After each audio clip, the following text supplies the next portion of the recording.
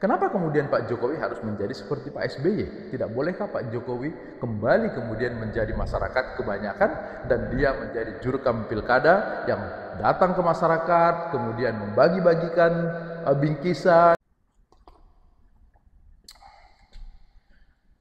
Emang apa yang salah jika Jokowi cawe-cawe dalam pilkada? Tentu saja tidak ada yang salah secara legal, karena Pak Jokowi sudah menjadi orang biasa yang memiliki hak politik seperti warga negara Indonesia lainnya. Bahkan Presiden Prabowo saja yang terlibat mengendorse salah satu calon, Lutfi Yassin di Jawa Tengah, oleh Bawaslu dinyatakan tidak melanggar aturan pemilu.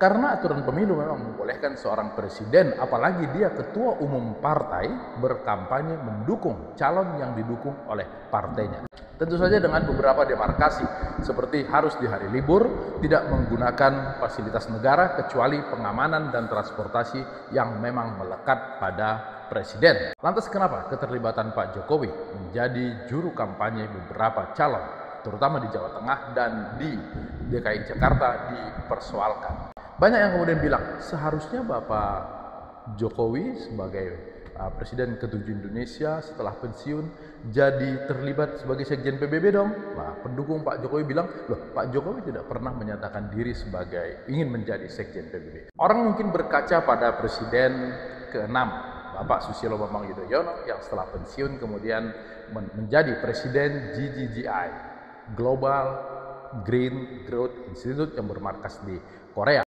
Lembaga ini fokus pada iklim ketika kemudian orang tidak terlalu peduli kepada alam karena mengejar investasi.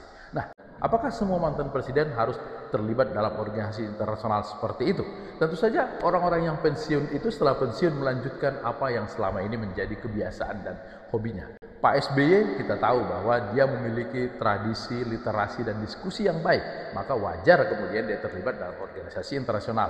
Pak Jokowi, banyak orang yang tertawan kepada beliau karena sifatnya yang sederhana, dia berlaku seperti rakyat kebanyakan, berbaur kepada masyarakat, berkunjung, belusukan, dan segala macam. Nah, itu yang menjadi ciri khas Pak Jokowi.